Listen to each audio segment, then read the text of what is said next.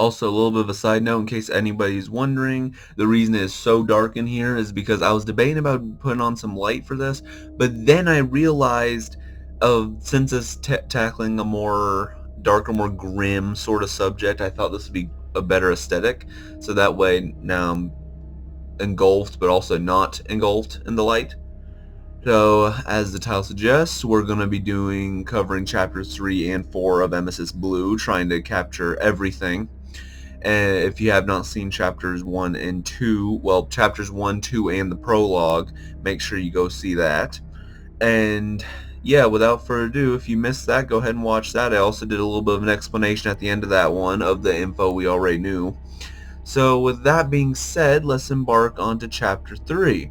So going into chapter 3, called Intel Heck, I know it's the other word, but I don't like to swear personally, our first shot is Jax taking a picture of the bloody M on the wall of Scout's house. As Jax is taking pictures, Soldier is looking through a drawer, without gloves by the way. It's obvious that the police don't take them seriously when they call them clowns, and this prompts Jax to remind them they are federal agents. He tells the cops their names are Detective Mannix and Lieutenant Columbo, which is most likely not true, and instead are just two nobodies that want a briefcase. Heck, these two might not even be cops.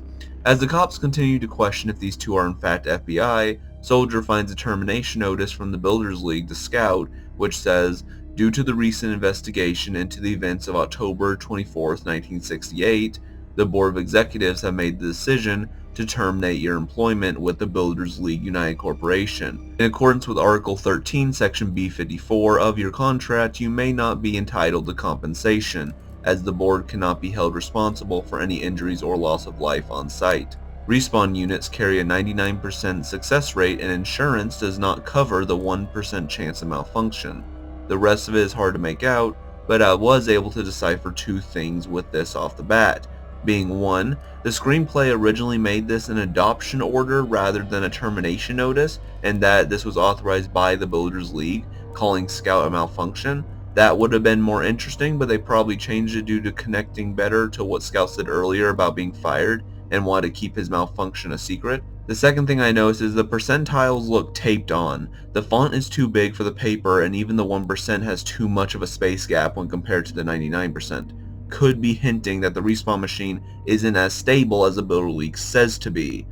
Jax decides to talk to a wounded cop who is there at the house, which according to the screenplay is Officer 184, who is the same cop who requested backup on Purgatory Avenue due to shots being fired. You might not remember me saying that, and that's because I never said that since it was an entirely deleted part of the screenplay. Why was it deleted? I don't know, but we still get the memo either way of what happened. The wounded cop explains the situation that there was a man who kept repeatedly coming at him as if he was on drugs.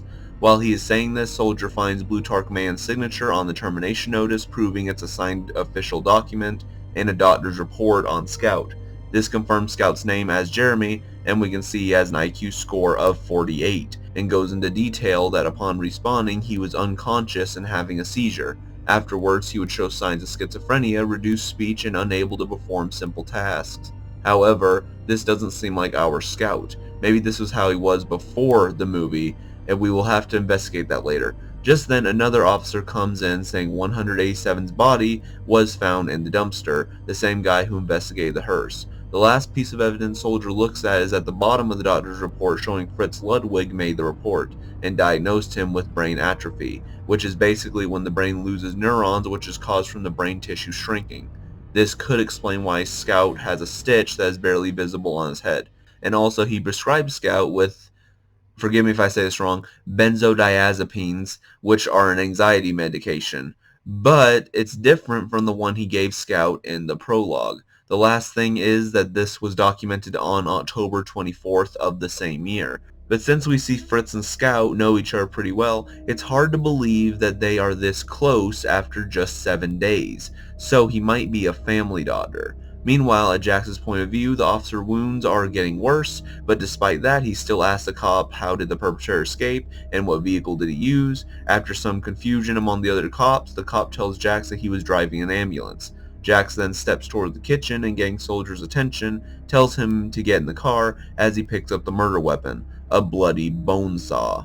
Now with the evidence Soldier found, the two men have their main suspect. Now we head back to Fritz's perspective, where he gets out of the ambulance as he arrives at the slaughterhouse's location. Interestingly, in the screenplay, there was going to be another scene where this would be Fritz zooming down the road, and he would be looking through the rear view mirror if he was being followed, I guess. And so he looks back to the road to see the Undertaker is actually in the middle of the road. Fritz swerves around him, but the man disappears. Then the ambulance crashes into a wounded ditch until Fritz manages to get out and then head over to the slaughterhouse. But I can see why this was taken out, because it kind of seems like a filler scene. Not to say it wouldn't be fun to watch, but I can see the thought process on this as to why it got removed. Alright, so as Fritz gets out of the ambulance and grabs his medigun, he looks behind him and there's nothing there. But something should be there. The blue base. Yeah, somehow when he looks forward, the red base is still operational, but the blue base has been wiped out of existence. The red base has a red light illuminating from the top reading Contreras Slaughterhouse. As Fritz is walking through the bridge to the entrance, someone can be seen looking at him. As Fritz makes it past the bridge, he sees the black hearse on fire. Now, at the end of the bridge, Fritz is blocked by a metal door, and looking beside the door, sees blood coming out of a water spout that connects to the top floor of the building. Just then, the bridge behind Fritz collapses into itself, and soon after, we cut back to Soldier and Jax breaking into Fritz's office. Jax investigates the main room, seeing the Contreras Slaughterhouse message still written in blood, proving it wasn't Fritz's hallucination. As Soldier comes out of the bathroom, he is scared by a skeleton statue, which he hilariously thinks is the doctor's latest victim. Jax draws his attention to the pill bottles of diazepam on the desk, with Soldier explaining that they, probably the Builders League, made him take a bunch of the stuff, and they said he was seeing things. Jax is interested if the medication worked, with Soldier replying that he never took any of it, so he doesn't know. The screenplay adds that when Soldier says that they made him take a bunch of the pills, he adds on that they may take it after the war, indicating that this Soldier, unlike Soldier from the official game, is actually a war veteran. The phone then starts to ring, and yet another side note about the clock, because I need to address it this time, that the time is roughly 1 in the morning, 1 hour after we saw the clock last, that being when Fritz was in his office.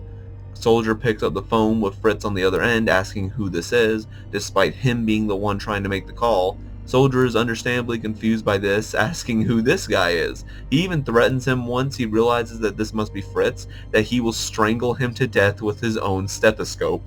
He angrily hangs up while Fritz is trying to figure out who this is.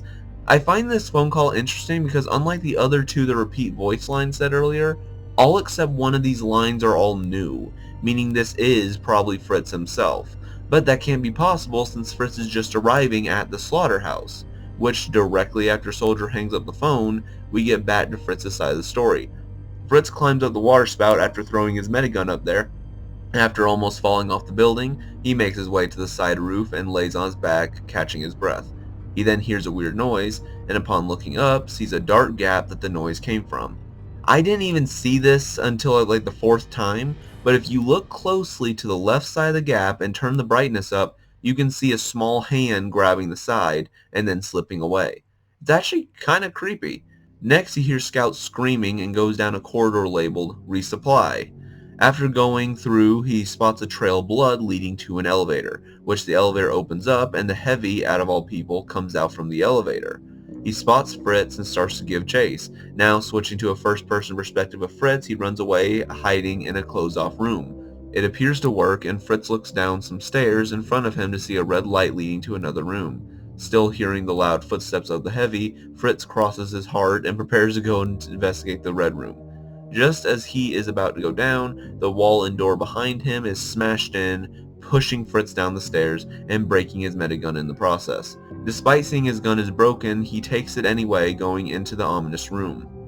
What he sees are meat hooks everywhere, along with some tools and a coffin that is chained up, along with many other weird and disturbing things. Fritz sets his minigun on a table and goes to the table with the tools grabbing a wrench. There's also a baseball on that table, which he ignores. He looks around to see another letter M painted in blood on the wall. Suddenly, a noise comes from the coffin which gets Fritz's attention. Looking at it, he hears Scout's muffled voice, and if you listen long enough, he is saying the exact muffled speech that was heard in the phone call to Fritz back at the end of Chapter 2.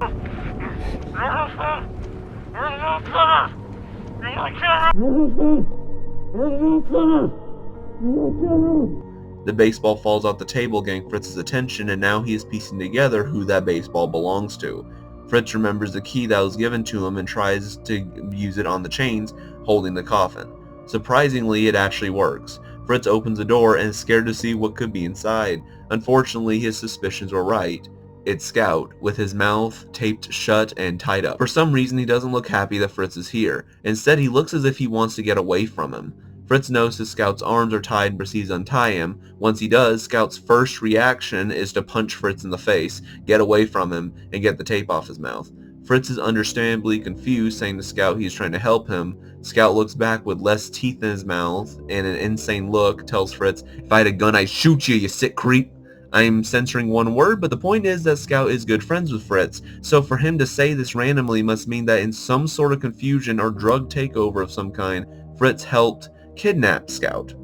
As Scout runs through the corridor, and out of nowhere, a shotgun is heard, followed by Scout screaming. Fritz heads over to the room to see what's going on, but stays in the corner as not to be seen. Panning over to the next room, it is shown a turret shot Scout with a blue engineer right beside it. He looks down at Scout and talks to him in a condescending demeanor. He turns to his brother, another blue engineer, commenting how he was the one who should have chained him up. We learn that these two are the Contreras brothers, named Zed and Maynard. Oh, also, it's kind of funny because I never actually realized this until way later, but I actually saw Pulp Fiction a good while back, and in case you don't know, there's like this scene where it's like these two brothers, and basically they do some weird, disturbing crap, but one of them, like one of the more screwed up ones, his name is actually Zed, so really this is just a big Pulp Fiction reference. Now I could be wrong, but I don't know if the other brother was named Maynard, but I know at least Zed is a reference to Pulp Fiction, in case anyone was interested. Anyway, so to make it easier to distinguish, Zed is the one that has a cigarette in his mouth. I think this is time for another detour regarding the Contreras. So we will see him later on, but the original engineer's name is Del Contreras, and according to the comics, most specifically the comic Loose Cannon, it is explained by Blutarch that Del's grandfather made a machine called the Life Extender Machine, and after Blutarch died mid-sentence while explaining the machines that Blutarch bring him back to life, hence the name. That's probably one reason these two geezers are still alive. But anyway, there's some history for you regarding these two. Perhaps they were cloned because they needed more engineers, because it indicates that Del is either missing or dead.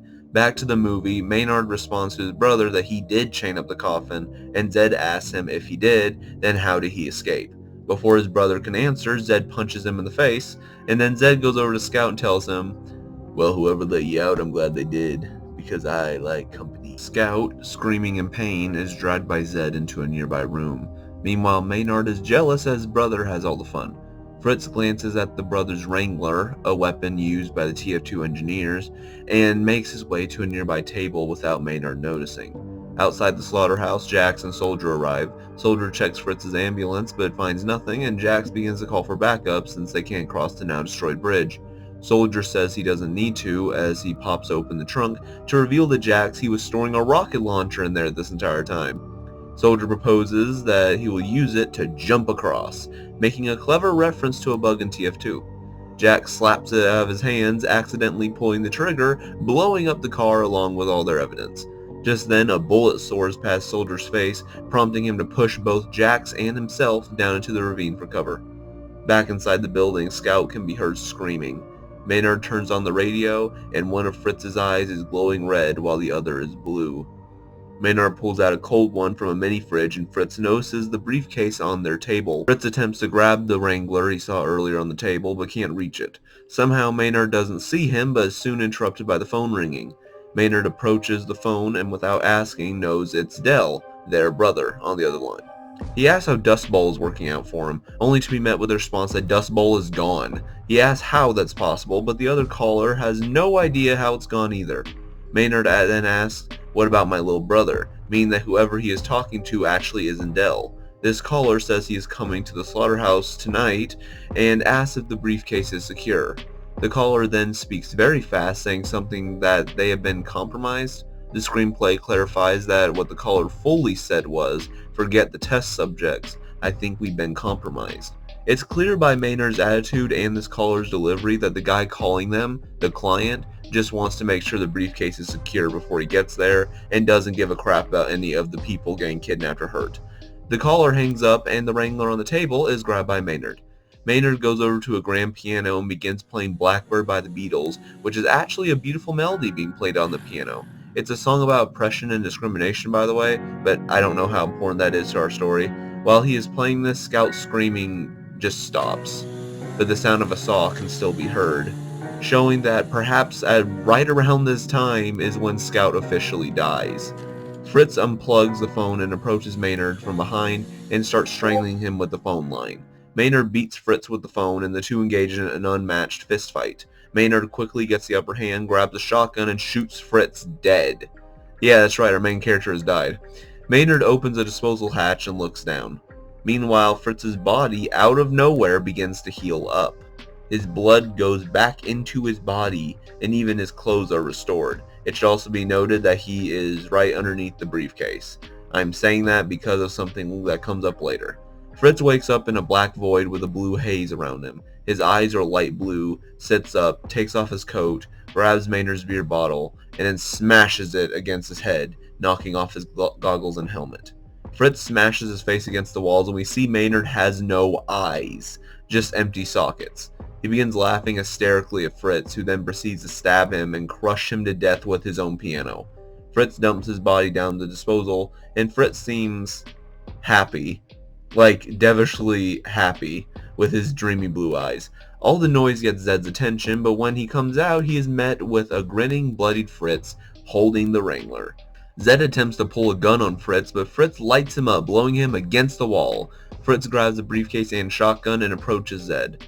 Zed laughs, revealing that what he pulled out wasn't a gun, but a drill. Fritz shoots Zed and approaches the room with Scout, losing consciousness along the way. He opens his eyes at something in surprise.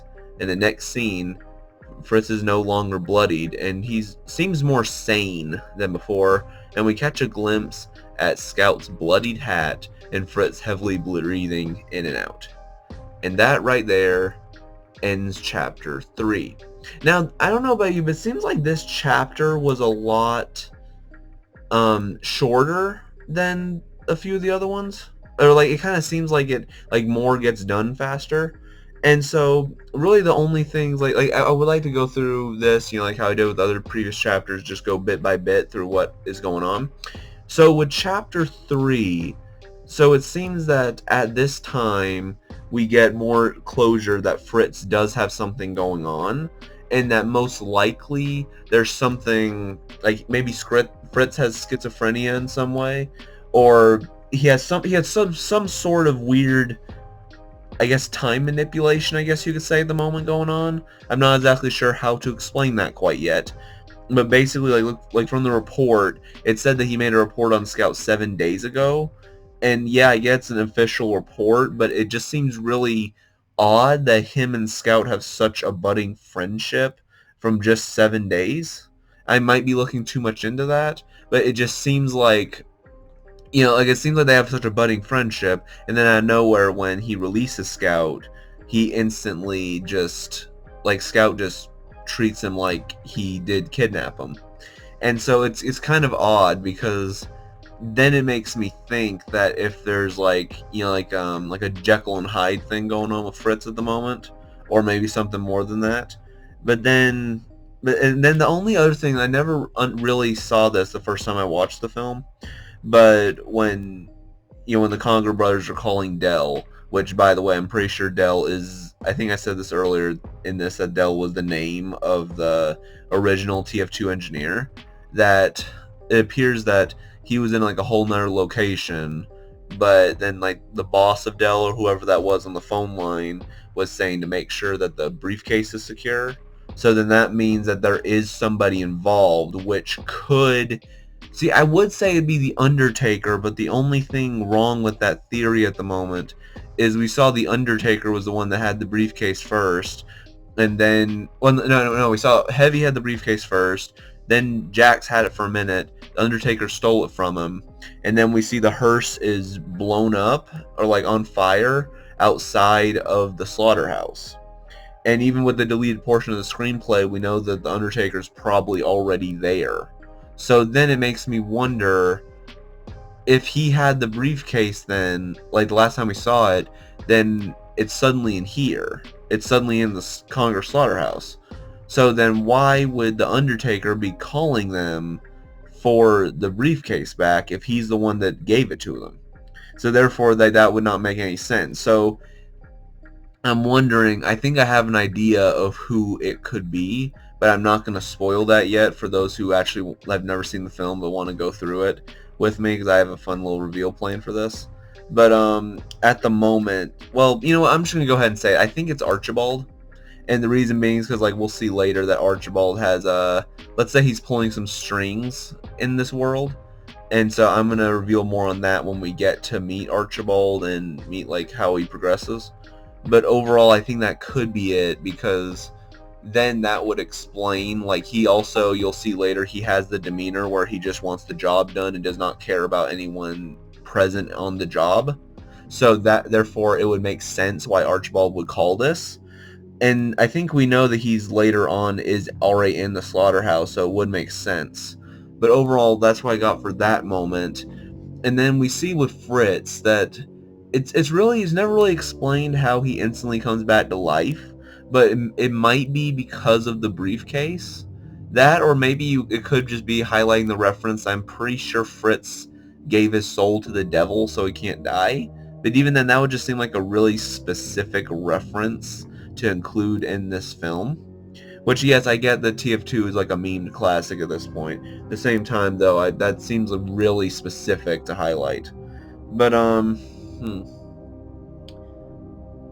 trying to think of different other things to highlight here, though, because really there's not that much that goes on with here, besides now that we've confirmed the Scout's dead. We have confirmed that Fritz has at least two personalities probably going on at the moment. And then Dell was somewhere in Dust Bowl, but we have no idea what's happened to him at the moment. And then whoever that speaker was is the guy that's coming for the briefcase. Another thing is that the heavy, like we saw earlier, there was a heavy. That, I don't really know much on that one, because with the heavy, I can imagine, like, because like we see later on, because a lot of time does pass in between when Heavy is shot and killed by Soldier, and by the time we saw one other moment at the end of chapter 2 that Heavy's body is gone from the alley. So therefore, yeah, Heavy's body could just be could have been taken and experimented on. So yeah, and so that's really the only stuff I can think of at the moment when discussing theories and explaining chapter 3 as a whole. I'm going to see what I got for chapter 4 when we get to it, which should be right now. Embarking into chapter 4, Crossroads, we meet back up with Jax and Soldier. Upon falling down the ravine, they find their way into the sewers, and Soldier talks about how when he was in the war, they would spend weeks down in areas like this, showing he was in fact in a war. Jack's cloaking watch got busted from the fall, allowing him to not turn invisible anymore, and he gets angry at Soldier that he was the one that got them in this mess, despite Soldier saving him earlier from a bullet to the head. Jax actually debates about killing him and infers that he might have killed one of his own men before. Reaching the end of the corridor, the duo is met with a sniper on the stairs. Soldier then steps out from the corridor and tells the sniper to shoot him right in the chest, which he does so. Soldier then gets up, grabs a rocket launcher, and shoots at the sniper, taking off his leg. Soldier then reveals to Jax that he had on a bulletproof vest. Upon approaching the sniper, Jax says he wants to kill him off, but Soldier tells him to let him bleed. And that's something that will be noticed about these two, is that Soldier's dumb but doesn't kill people that often, unless it's by accident, pure self-defense, or if it's zombies. We'll get into that one later. And meanwhile, we will later see that Jax is a cold-blooded killer. Before they leave, the sniper's face turns pale, almost resembling a zombie. Soldier walks a bit farther up some stairs and stops upon hearing a gun cock. We see that right above Jax, a mysterious person holds a gun at Soldier and then tells him to drop the RPG and turn around. The mysterious figure is revealed to be that masked individual we saw earlier at Scout's house before he was kidnapped. Jax walks up, points his revolver at the masked individual, telling him to drop the gun. For some reason, he thought this was a smart idea, but as expected, the guy opens fire and shoots Jax in the leg, and he falls down the stairs. Soldier runs away, and as the masked man shoots at him, he accidentally triggers the fire alarm. Jax tells Soldier not to leave him, but a trapdoor solidifies that option. Realizing he lost Soldier, the masked man goes downstairs towards Jax. Jax attempts to shoot him, but he is out of bullets, and the sniper laughs at him, and the screen fills with a red haze as the masked man knocks him out. It's kind of unknown at the moment, or really throughout this film, as to why this guy doesn't just kill Jax here now, but you know what, we'll just accept it for now. Focusing back on Soldier, he is struggling to open a door to get out, but isn't strong enough and falls off balance. But then he hears something strange. Over in the distance, he sees a man that looks similar to him talking to somebody. But the strangest thing is that this man has Soldier's voice. Soldier, now in a blue light, understandably confused, moves closer. Moving forward and turning towards a room at his right, he spots a weird silhouette of a guy being dimly lit by a flickering light, looking straight at him. It looks almost like Scout with deformed limbs.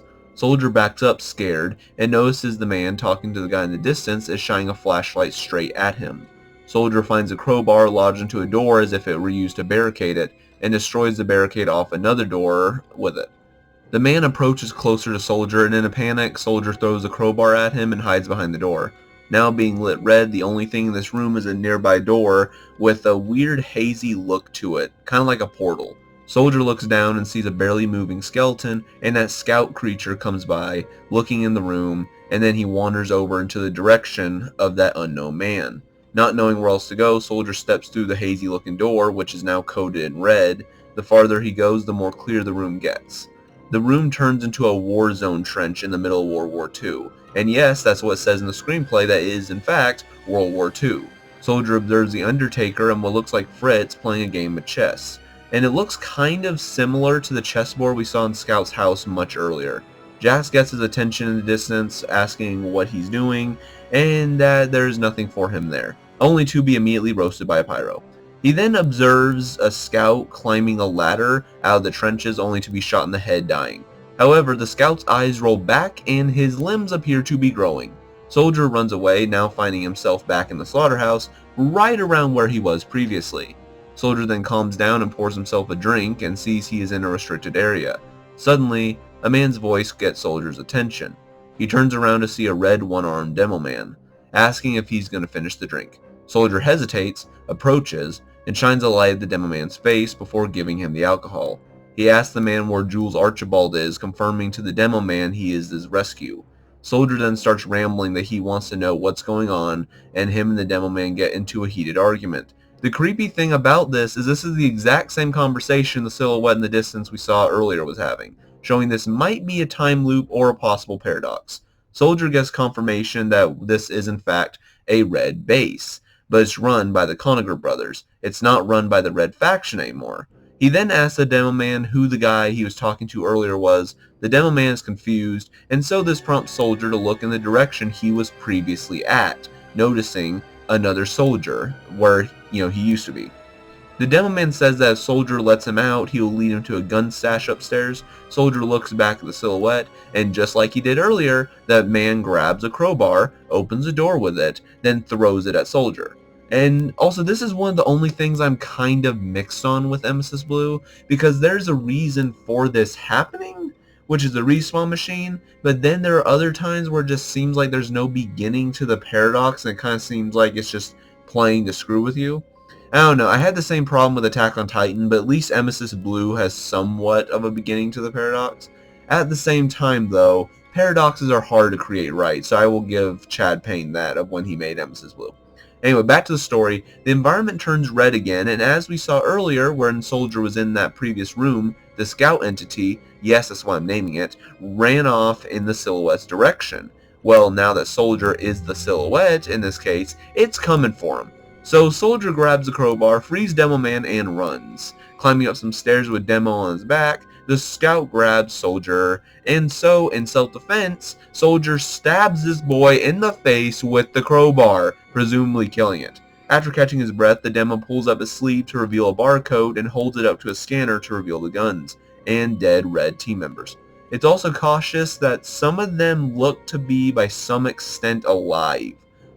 Soldier finds a recorder where someone with a deep voice says it's longer than you think, which will be a key question and quote from this movie. Well, actually, it's from Stephen King's short story The Jaunt, which has a similar premise to this film, by the way. Demo Man breaks into the armory, setting off the alarm. Our boys gear up, and Demo Man grabs a grenade. Before they can leave, though, the red bodies wake up. And also, the red soldier has a hole through his torso, being a clever reference to the TF2 video Meet the Pyro. After blasting a few of the zombies, which the script refers to them as Jaunts, so I will just call them that from now on, Demo Man Soldier tried running out of the room, only to be shut in with the word "goodbye" being writ on the new trapdoor wall. The Jaunts wake back up, and our two men unleash multiple magazines on these undead baddies. Soldier then pushes an ammunition closet onto a Jaunt scout, crushing him, which spills a can of gasoline on top of the closet, igniting the room on fire. Suddenly, the door opens for them, proving that someone in this slaughterhouse is actually testing them. Hey, just a quick editor's note here. I forgot to mention that right as the door opens for them, you'll see in this next scene that there is another door that's closed. And so what I meant to say was along the lines that the door opened for them, which proves someone's watching them, but then they were blocked by another door. So in case you guys are watching this visually, and you're confused as to why they're still trapped, that's the reasoning why, is because that shows someone's watching them, but they just opened the door from the zombie room, but not the door to progress the rest of the area. Hope that makes more sense. Demoman then notices a surveillance camera watching them from Helix Technologies. From the camera perspective, it is 1:47 a.m., 47 minutes after we saw the clock last, and it's labeled Cam 5. Demo shoots the camera, and now we shift to Fritz's perspective. Fritz, being engulfed by a blue light and wearing an angry expression, looks into a giant coffin, I think? He shuts the coffin door and looks behind him to see a zombified red medic walking out of a medical office coming for him. Fritz spots a broken medigun and uses this to toast the medic to death. Well, again, because he's probably dead at this point. Fritz notices the medical office open and decides to see what's inside. Also, a bit of an inconsistency, but when Fritz walks into the lab, he is suddenly holding the briefcase, which, to my knowledge, I don't think he had that before. I mean, he probably got it from the Conager brothers, but at the same time, I literally don't know how he got to this room. I think it's, so the screenplay mentions a deleted scene where he wakes up in the basement and grabs a briefcase. The scene also takes place right after Scout dies because it mentions how Scout's corpse looks after the fact. Why we don't see the scene, I'm not sure. I honestly think this would have been a good deleted scene to keep in, just because the way Fritz wakes up to start this new perspective makes literally no sense, because he says he's in a basement, and yeah, it just looks like a whole new room of the slaughterhouse. So I think it just would have been better as if, like, you know, like, we kind of saw him leaving the room or something like that. But I don't know, it's just a weird little inconsistency that doesn't really, like, that's one of the main things I think that didn't really get highlighted as much. But anyway, back to the present. Fritz, with the briefcase in hand, finds a TV in the medical office. We see it's a surveillance tape of the red medic working on Heavy, who at this point was already shot in the heart. However, there is a bit of a timeline jump here. I don't think this one's an inconsistency. I think this one was just a timeline maneuver. Because looking at the recording time, this was recorded at 12:31 in the morning of November 1st, even though we were under the impression that he died late at night on October 31st. Now, when I say this, it could obviously be that, like, he was brought back somewhere around that time and just gang operated on at 12:31, but it just makes me wonder. So, like, if that is the thing, like, if he died late on October 31st at, like, because I think it did say is like 9 o'clock was around the time that scene was shown, so that would mean it had like 3.5 hours to go back, and someone would take his body and they would experiment on it with him. But at the same time, we also know Fritz got there like I think it's like a few hours after the fact. So, because we know we got to Scout's house, I believe around 11, if I'm not mistaken. So then, therefore, that would mean there'd only be 1.5 hours for Heavy to be there, for Heavy to already be in that state of, you know, like the big guy, because we see we see the Heavy in the following scene. He will go on a rampage and basically grow, showing that thing that was chasing Fritz back in, I believe, the ending of chapter 3 is the same Heavy. So therefore, it just does not make that much sense for him to already be active at that time, because then we, as I said earlier, it's shown that the time is 1:47 a.m. on the Demo Man and Soldier side, so that would mean only an hour has passed, where that would mean at 12:31 the Heavy would have been, he would have been like already operationable at this point. So then that would mean that, so an hour has passed, but then it doesn't make sense because later on we'll see the medic is still somehow alive after an hour of that.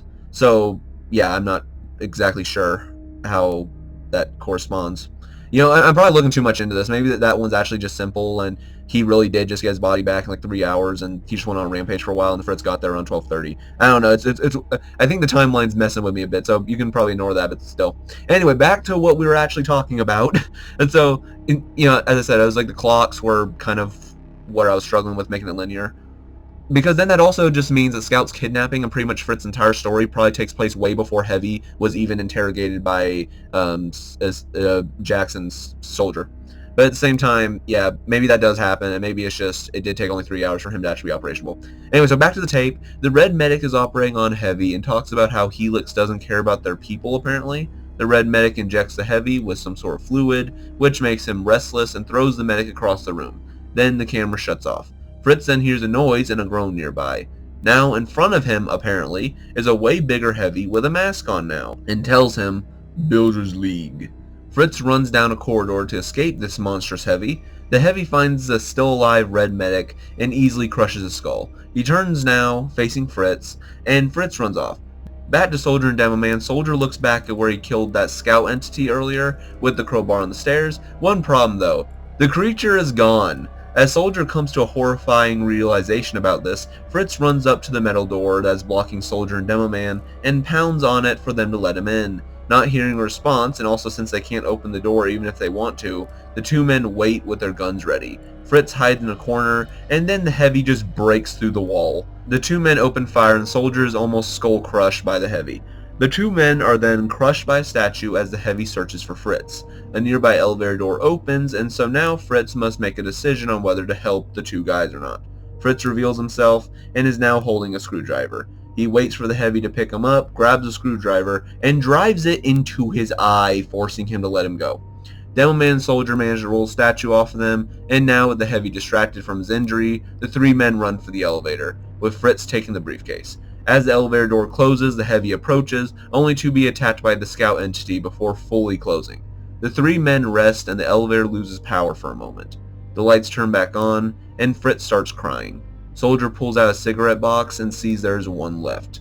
He contemplates for a moment, but then gives it to Fritz, who after smoking it, starts laughing maniacally. Soldier starts to chuckle a little, but then stops to see Demo Man is rightfully freaked out by this whole situation.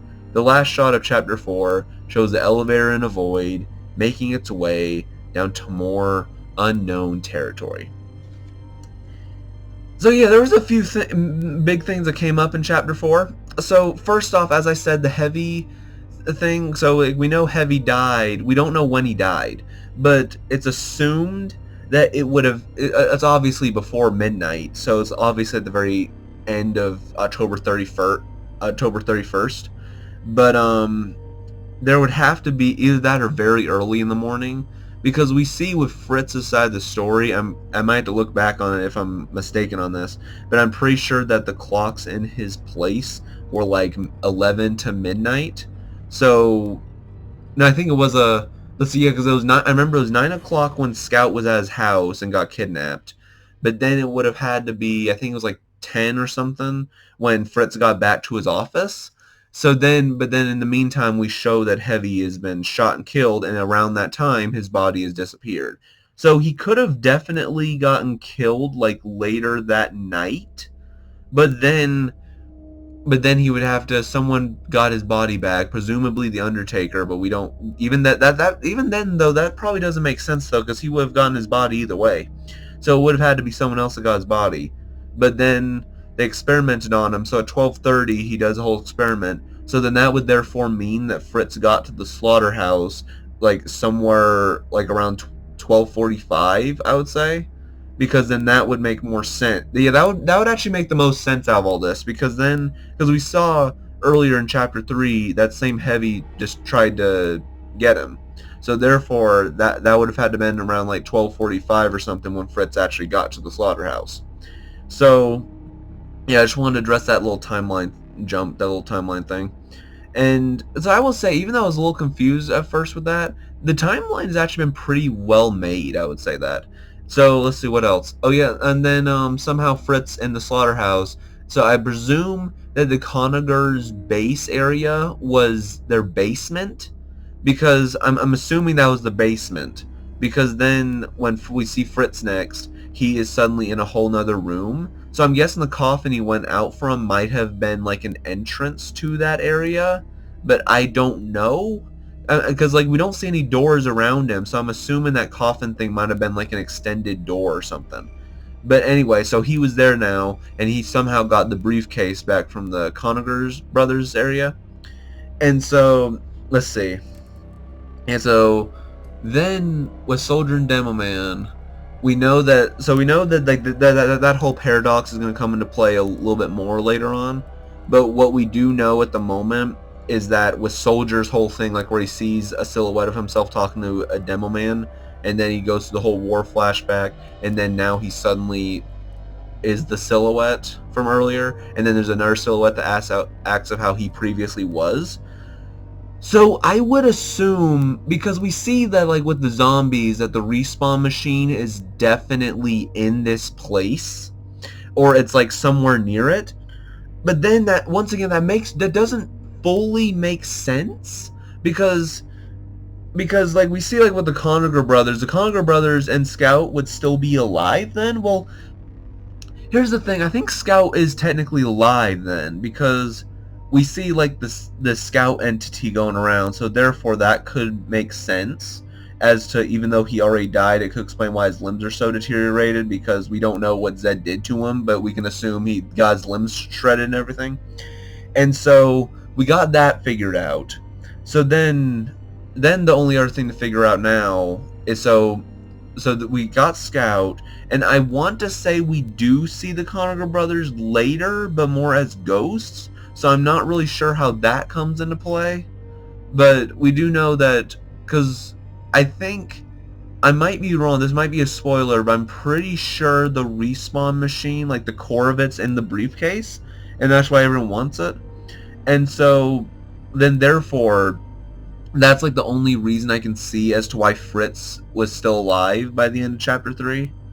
Because then if the briefcase is near them, because we know Fritz was like a little bit of distance away from the like he was a little bit of distance away from Soldier and Demo Man's area. So therefore, if it's a proximity thing, then therefore it would make sense why the zombies randomly come to life, as well as why the Scout creature is still alive. And so, even though then, though, the red medic is killed later on, so therefore there is a chance, I guess there's a chance that they remain dead? I don't know. That's the one thing I don't fully understand. But, let's see, because that's why I'm thinking it's like a proximity thing. Because then, if that is what's in the briefcase, that would mean that whoever's near it in a proximity area will be resurrected. But then, that can't be right, because then Fritz is not a distance away enough, like he's not close enough for the zombies to come to life. Maybe it is, like, I don't know, because like this is something I think that comes in later, because I think the respawn machine is in the red base. So maybe it's like it partially works as corrupted in the base, but the respawn core is more quick, I guess, if that makes sense, because we know the zombies were still somewhat alive when Soldier and Demo went in, so that could be what it is. But those are really the main things I want to say about chapter 4, because I don't really know what else to say at this point without major spoilers or major inconsistencies with the later chapters, because I'm recording this as I'm watching the film again, so some stuff is coming up new to me. I will say one other thing though, is when Soldier's in his flashback and we see the Undertaker and Fritz playing chess. I realize that it's a full chessboard now, kind of like how it originally was in Scout's house, and not like when he's about to be kidnapped where there's only one blue piece. It looks like they're at a pretty good stalemate at the start of a game when we see with Soldier's flashback. So therefore, with that thing, that must mean that like the Undertaker and Fritz are kind of in like a little bit of a cahoots, you could say, because there is definitely something connected there with them. But anyway, that's all I got for chapter 4. I'm gonna do chapter 5 and 6 next, like sometime later on. But yeah, so hopefully this made sense. I want to see how this video does because I don't know how the video did of chapter 1 and 2. But I'm hoping that if this video gets some good reception, like get some good recognition, I'll go ahead and do 5 and 6. So, because like I really do love Emesis Blue. Like there are a few inconsistencies you'll find like later on throughout the film, but overall it's really well made. Okay. Anyway, that's enough rambling. I'm gonna go ahead and edit this, and I will see you guys at chapter 5, 6, or whatever in the world I post after this. All right. God bless the I'm God bless Lift. I'll see you in a little while, I guess. All right. Bye bye.